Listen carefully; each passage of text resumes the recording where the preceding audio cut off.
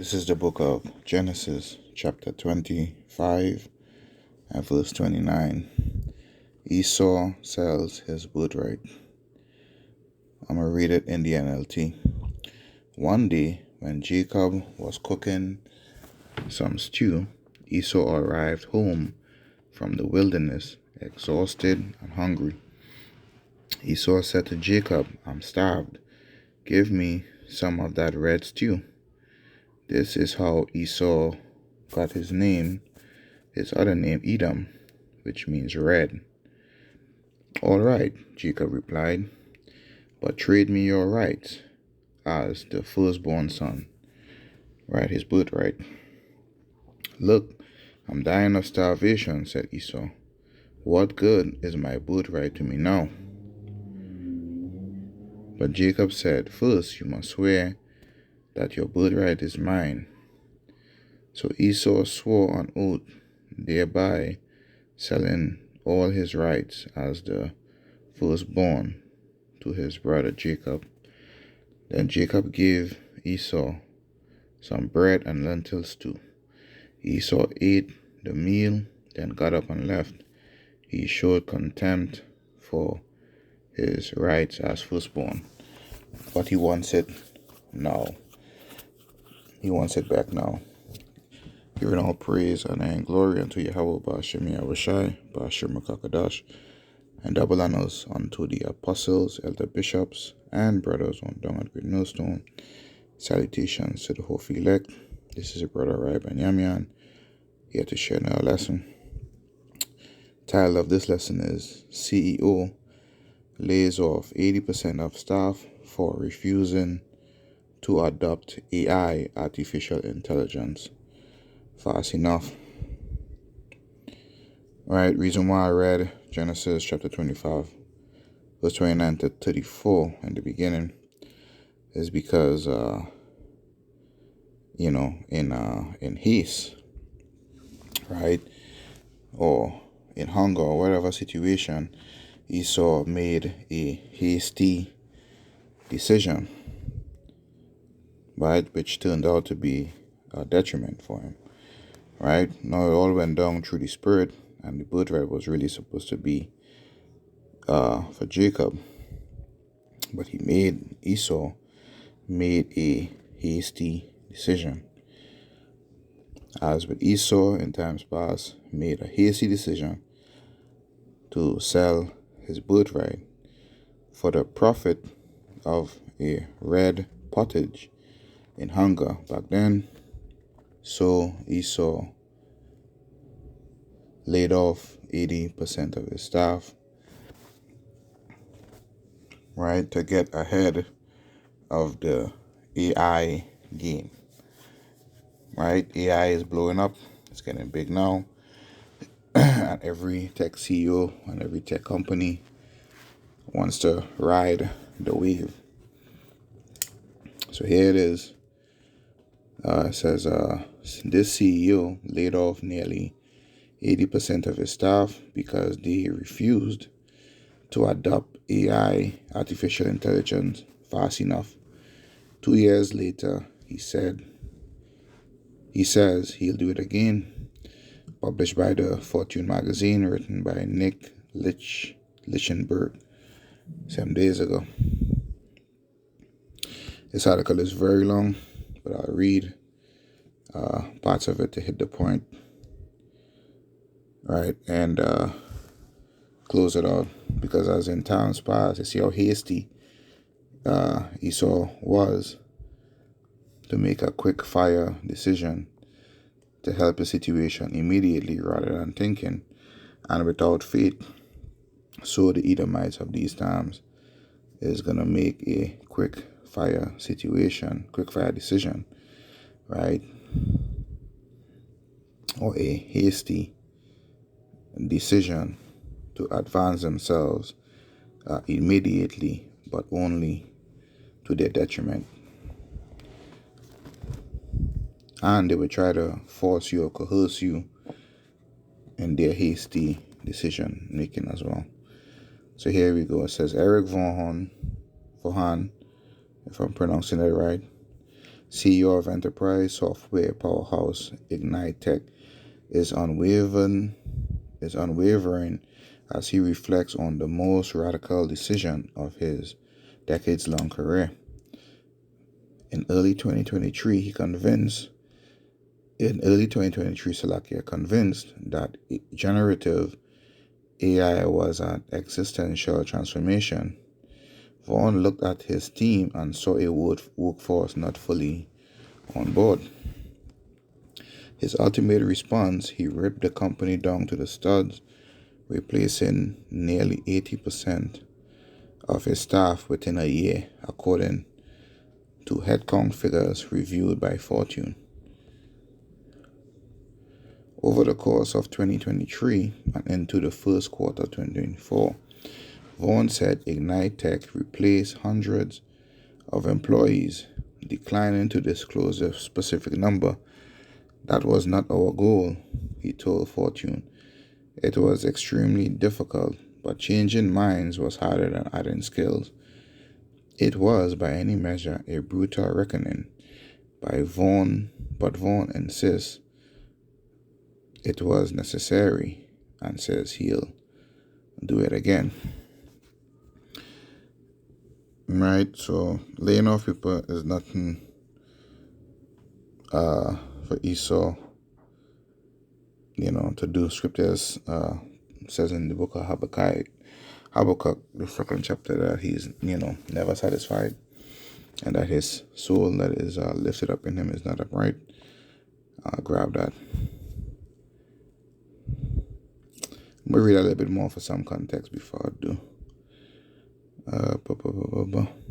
For Vaughan, the writing on the wall was clear and dramatic. In early 2023, we saw the light, he told Fortune in an interview, adding that he believed every tech company was facing a crucial inflection point around adoption of artificial intelligence. Now I've certainly morphed to believe that this is every company. And I mean that literally every company is facing an existential threat by this transformation. This is why you see a lot of people are losing their jobs right now, especially in the tech sector, right? Because they are training AI to replace those jobs, right? So there'll be a lot more unemployment due to this technology. So these Edomites that runs, these tech companies, they're gonna lay off their physical employees for profits, man.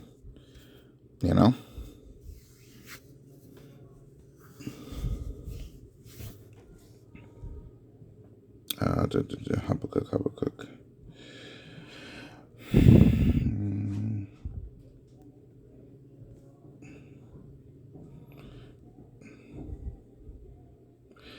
This is Habakkuk chapter 2 and verse 4. It says, Behold,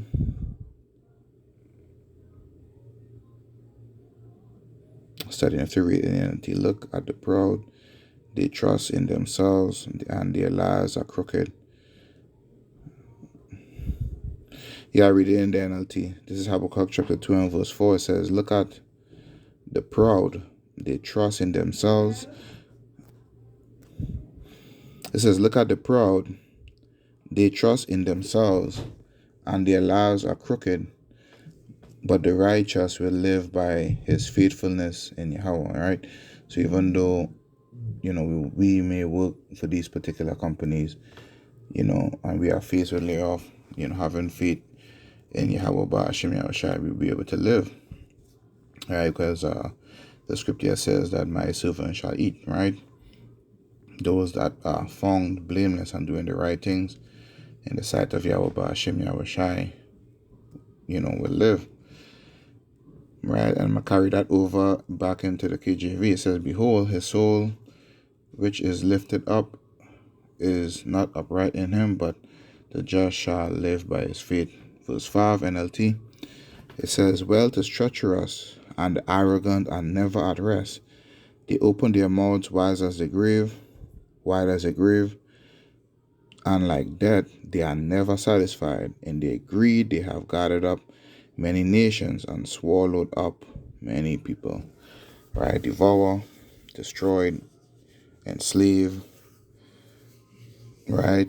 Exploit many peoples. Son, and this is what Esau is doing to advance his enterprise. Where was I? Where others saw promise, Vaughan saw urgency, believing that failing to get ahead on AI could doom even the most robust companies, even the most robust businesses. Salakia.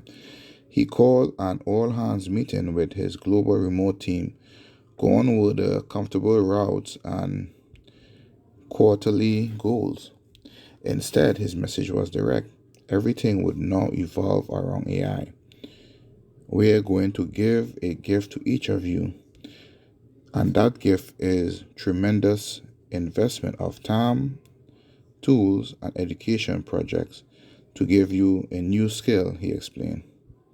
Okay, so pretty much he gave them startup tech to help them pretty much develop AI, so to speak. The company began reimbursing for AI tools and prompt engineering classes, and even brought in outside experts to evangelize. Let's go into that word. Evangelize.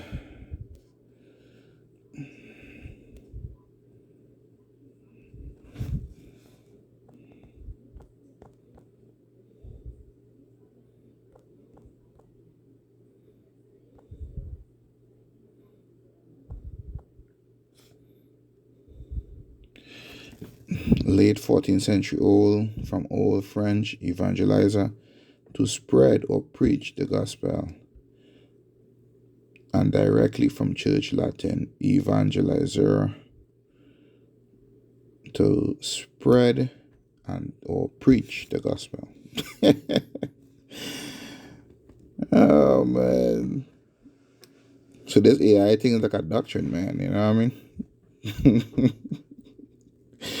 It's damn devil. Anyway, it says every single Monday was called AI Monday, Vaughan said, with his mandate for staff that they could work only on AI. You couldn't have customer calls, you couldn't work on budgets, you only had to work on AI projects. He said this happened across the board, not just for tech workers, but also for sales, marketing, and everybody in Ignite Tech. That culture needed to be built. That was the key. He says this was a major investment. He added, 20% of payroll was dedicated to a mass learning initiative, and it failed because of mass resistance, even sabotage. Belief, Vaughan discovered, is a hard thing to manufacture. Right, so he was trying to change the thinking of the staff at the time. So in the spirit too, pastors and elders, and camp leaders, brothers that teach on the highways and the byways, when you have a reprobate Jake, either might come to the camp, and they would speak in opposition, to what is being taught, and it's really the Most High to put that spirit on you of faith and belief to receive the word, So the spirit that applies too. So it says again, belief, Vaughan discovered, is a hard thing to manufacture. In those early days, we did get resistance. We got flat out, yeah, I'm not going to do this. Resistance. So we said goodbye to those people. The pushback. Why didn't they get on board? Vaughan was surprised to find it was often the technical staff, not marketing or sales, who dug in their heels. They were the most resistant, right? Technical staff, yeah, because they see that they will be replaced by the AI, right? They were the most resistant, he said, voicing various concerns about what the AI couldn't do rather than focus on what it could. The marketing and sales people were enthused by the possibilities of working with these new tools. Yeah, the scripture said about there would be no work for Egypt. So this new AI comes into play, man. Look at the things like internet cafes back then, or your libraries. They are not as fully packed like they used to, right? Wherein you had a lot of researchers, students going into libraries to find particular books. Now they order the book from Amazon. There's even now voice books, audio books, where they can put on a set of headphones and the contents of the book be read to them. And they just sit down and listen to it. Where you had fully staffed libraries are now a skeleton crew. You know?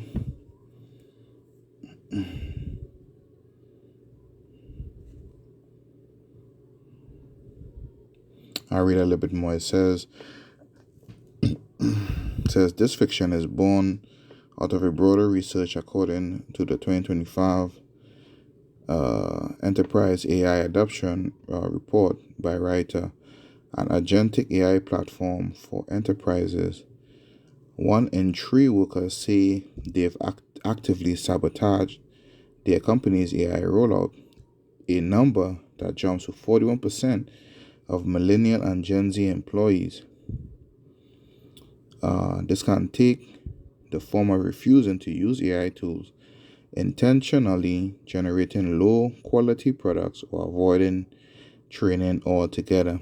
Many act out because of fears that AI will replace their job. Heck yeah, especially the new generation that's going to college and paying thousands of dollars or hundreds of thousands of dollars, right, and student loan fees to get an education to come out in the field, right, and not get a job in the profession or the trade that they went to school for, says while others are frustrated by lackluster AI tools or unclear strategy from leadership. Let's see.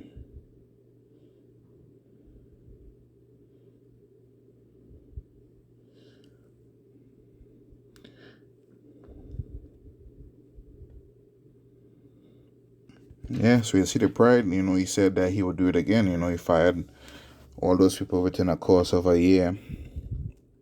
And, he said he would do it again. And this is, Esau's pride, man. Scriptures talk about him. This is Obadiah chapter 1 and 3. It says, the pride of thine heart hath deceived thee, thou that dwellest in the clefts of the rock, whose habitation is high. And this man, he like to live in high rise, places. Look at his businesses, his downtown areas. They are all high rise places. That saith in his heart, who shall bring me down? Right? So he's speaking arrogantly, boastfully. And he takes that mentality into his businesses, right? And he treats everyone else as his serfs, right? As goyim, as they say.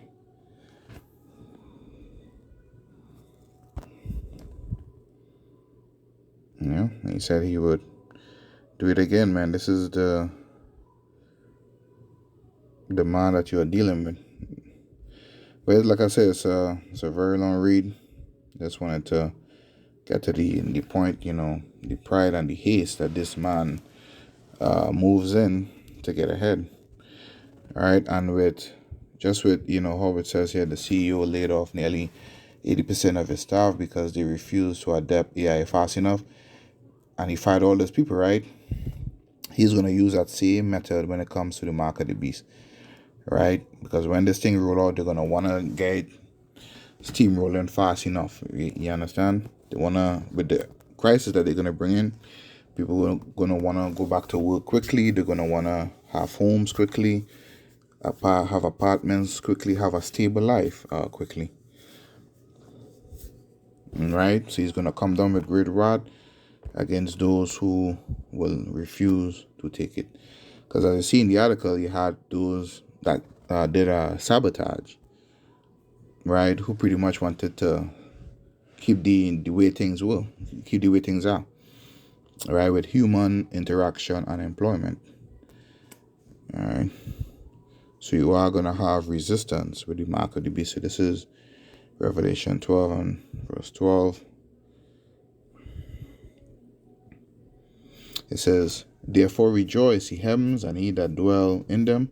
It says, "Woe to the inhabitants of the earth and of the sea, for the devil is come down unto you, having great wrath, because he knoweth that he had but a short time." You understand? So just as how he moved at haste within a year to get rid of his staff that wasn't with the AI, or was slow to work with it, those that are slow to adopt the mark of the beast, right? That RFID microchip, right? They're going to be removed or castrated from society. Or as he said, when he let go of the people, we said goodbye to those people, right? So they would say goodbye to those who don't want to receive the mark of the beast.